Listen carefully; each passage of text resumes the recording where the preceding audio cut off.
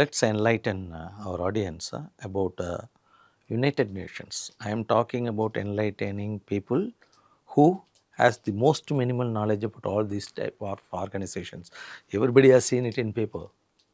They know there is United Nations organ. Some do not know also. That is different. So we will enlighten them about United Nations, World Health Organization, International Monetary Fund.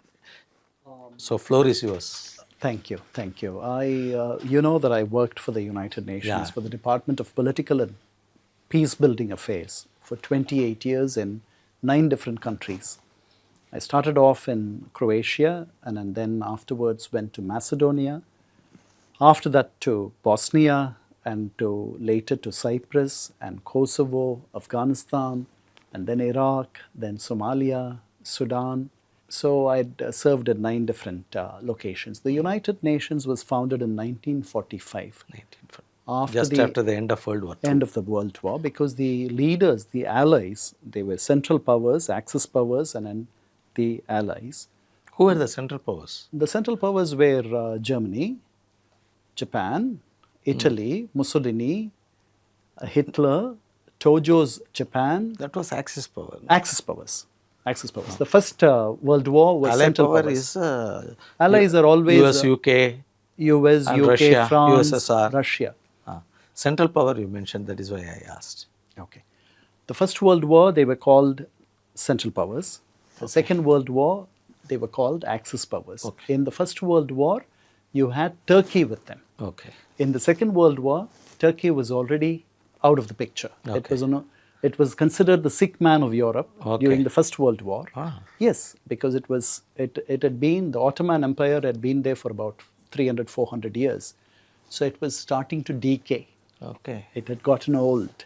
And so the Western powers, Britain and France, filled the void left by Okay. the Turks. The Turks were ruling Jordan, they were ruling Libya, they were ruling Egypt, they were ruling Saudi Arabia, they were ruling the entire Middle East.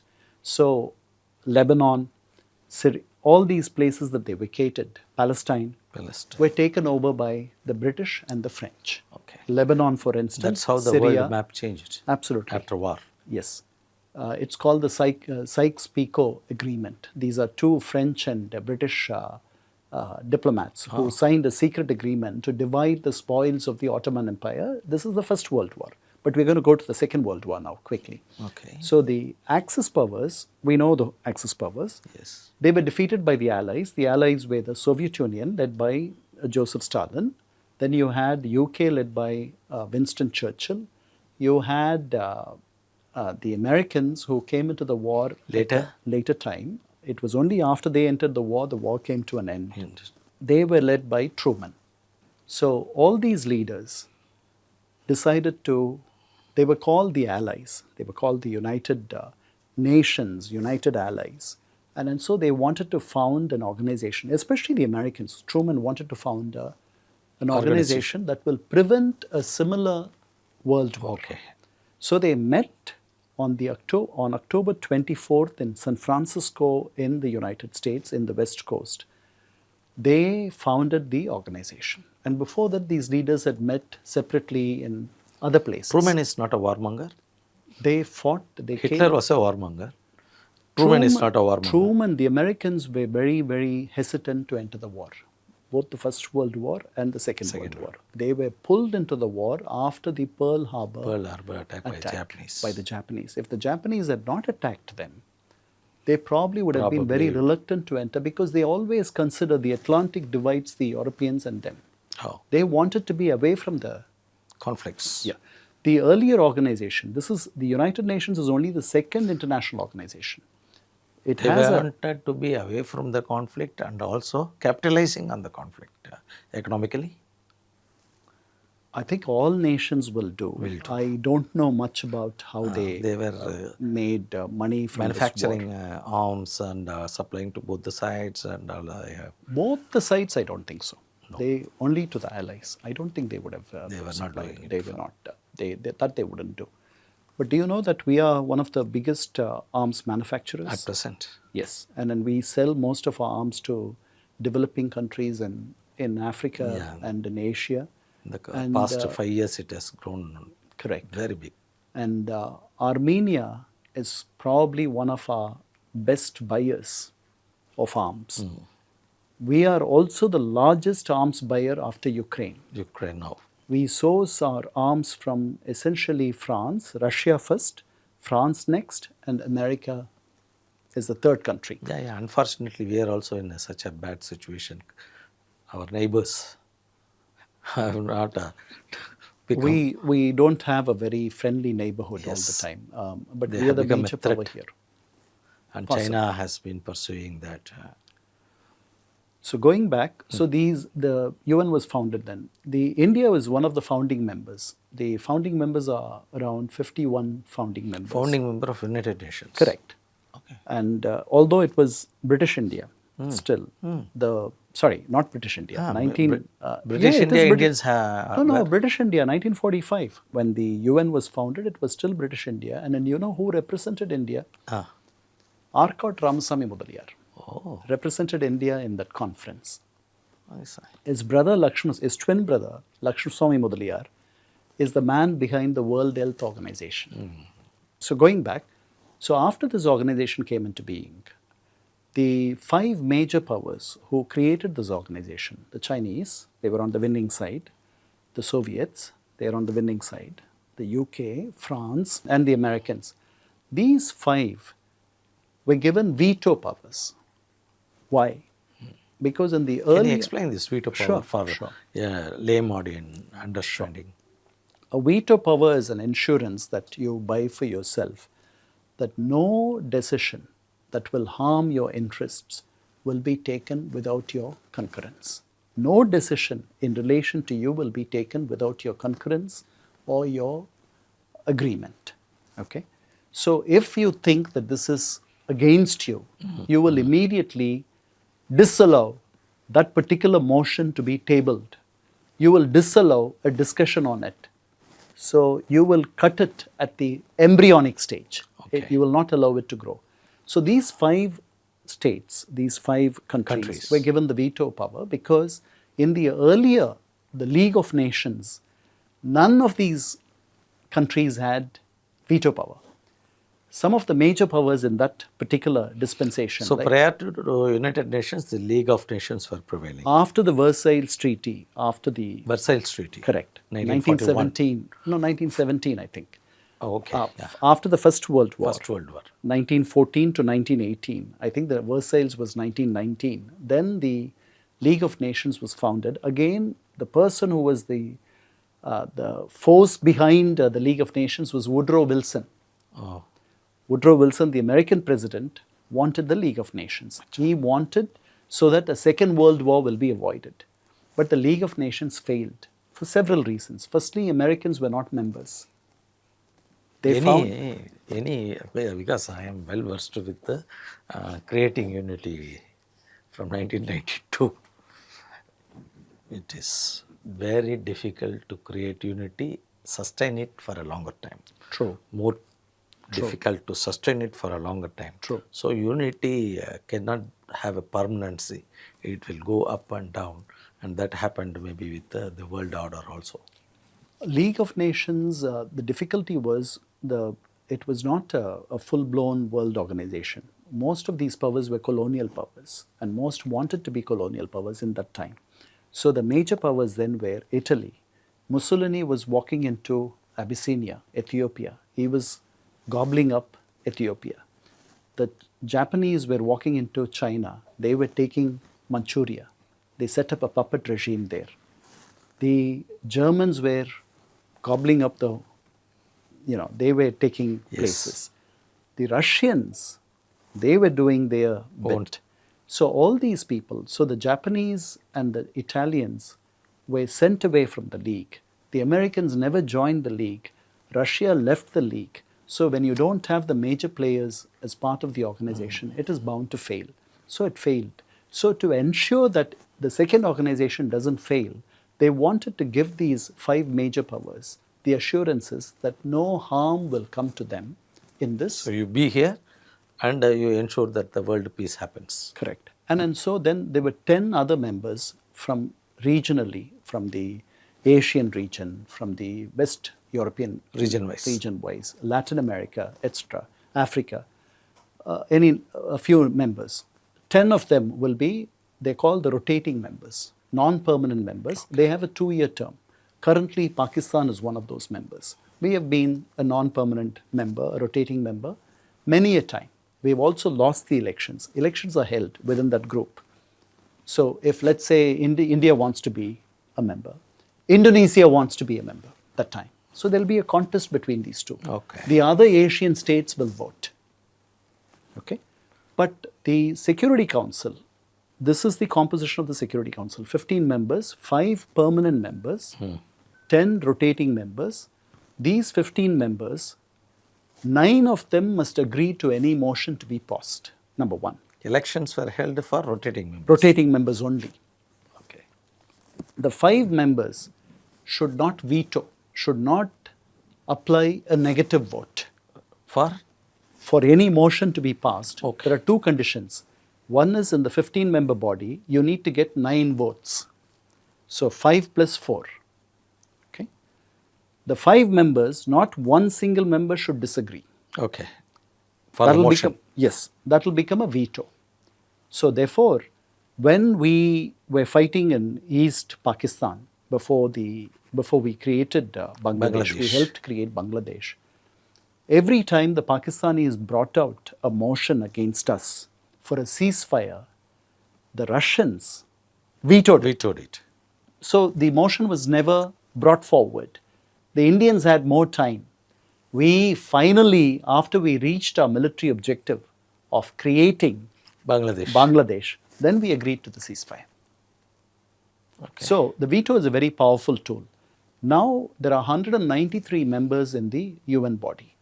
So the Security Council is where international law is made. When the Security Council decides on some things, like sanctions on a particular country. North Korea has sanctions because it's a nuclear power. Yes. You have sanctions against Iran. You have sanctions against many of these. You have sanctions and individual sanctions against Taliban, some Taliban members, some Islamic State members, some militant groups here based in South Asia, in Pakistan or elsewhere. There are sanctions against them. All this can be decided only by the Security Council. Okay. Not anybody else. If the Security Council is the cabinet which passes law, then you need a parliament. The parliament is called the General Assembly. United Nations General Assembly. Correct. Every member has one vote. The General Assembly is the parliament. It cannot throughout make the world, every country is a member in that? 193 countries are members. There are maybe there are about 200 countries, 200 plus countries. Some countries are not members yet. For instance, 95%? 90, I would even say 96, 97%. For instance, Kosovo, which is a breakaway country from the former Yugoslavia, it is not a member. Okay. Why is it not a member? Because to become a member, 2/3 of the General Assembly members should agree. Approve. And then the Security Council should approve. And they should have money to pay for membership too. Each member is assessed by their GDP, by their population. So there's a ratio under which you're assessed. The Americans pay something like 19 to 21% of the UN budget. Okay. That is why they are like the Pied Piper. Whoever pays the piper calls the tune. So many of the developing nations complain that the UN listens to the Americans. It listens to the Americans because in $1, there are 20 cents coming from the Americans. Then you have the Japanese. I think they are the second largest, or the Germans, they're the second largest. They pay something like 8-9%. Then you have the British, you have the Chinese. India is still, our GDP is pretty low. Although we are, for the numbers that we have, it's pretty low. We are not even a middle economy.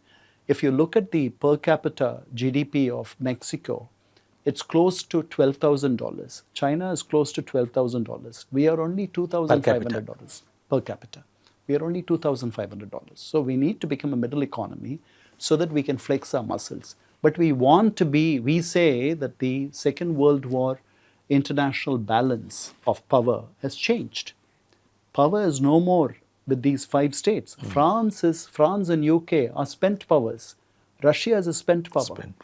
There are only two superpowers, if you may. One superpower in the making, which is China. One superpower that already exists, which is the United States. So they think, and the members have grown from 51 to 193.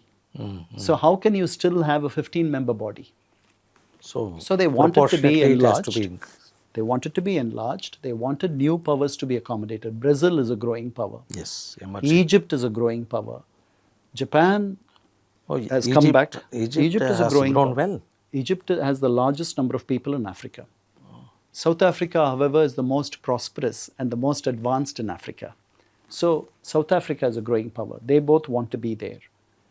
You have other countries like Germany who wants to be there. It's come back. It is the largest industrial force in Europe. Without Germany's economy, Europe will collapse. Then you have the Japanese. So Africa we spoke about. Latin America, Brazil and Argentina. They both want to be there. So how do you accommodate Nigeria, which is another major power in Africa? How do you accommodate all these countries? And do they get veto or they don't get veto? Already veto has paralyzed the organization. Paralyzed the organization. 4 years the Ukrainian war is happening.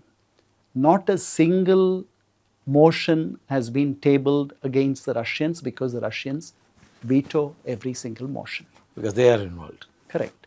And the Americans had So vetoed they gave that power for them and they are using it. so that they don't leave the organization. The last So organization. they were not they left. able to visualize at that time this will happen. That is why all these amendments come into being. The charter has not been amended, but it is time to, the Indians claim, and then You the amend Japanese it. and the others agree, that it is time to reconstitute the UN and make it more purposeful. You know, the League of Nations, I was reading today and I was very surprised, and I want to share this with you. The League of Nations, its annual budget was, the League of Nations is based in Geneva. It's called the Palais des Nations, Palace of Nations. That is In where Geneva. in Geneva. That is where all the international humanitarian organizations, the International Committee of the Red Cross is based. Okay.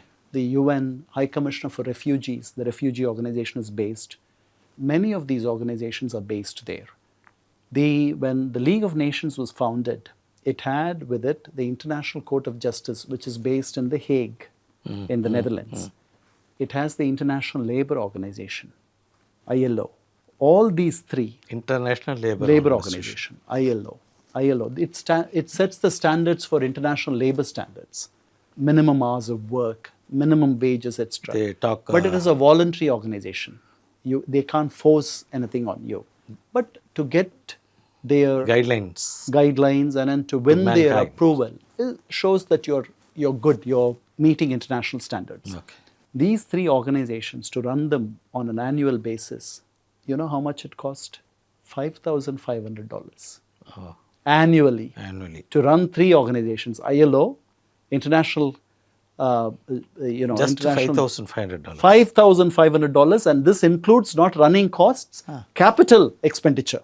They built the palace with this money. You know how much it is to run the UN and its bodies and its agencies? A few $1 billion. From $5,500 within 100 years, within a century, we have thousand. gone the expenditure has gone up so much. So earlier it was about $5-6 billion. It But must have maybe come the down now. expenditure would have gone up to that extent. But still, if you have more money, only more good things could be done. Absolutely, absolutely. Trump decided to do away with USAID. Elon Musk did away with USAID. We spoke about it yesterday. 10,000 staff lost their jobs. To pay 10,000 people every month, to run an organization that size, to have offices, to cater to the humanitarian needs, all this will take money. Money is very important, and that is why you need to be a major power, major Yesterday economic also in the power. news, Amazon, 16,000 job cuts. You see?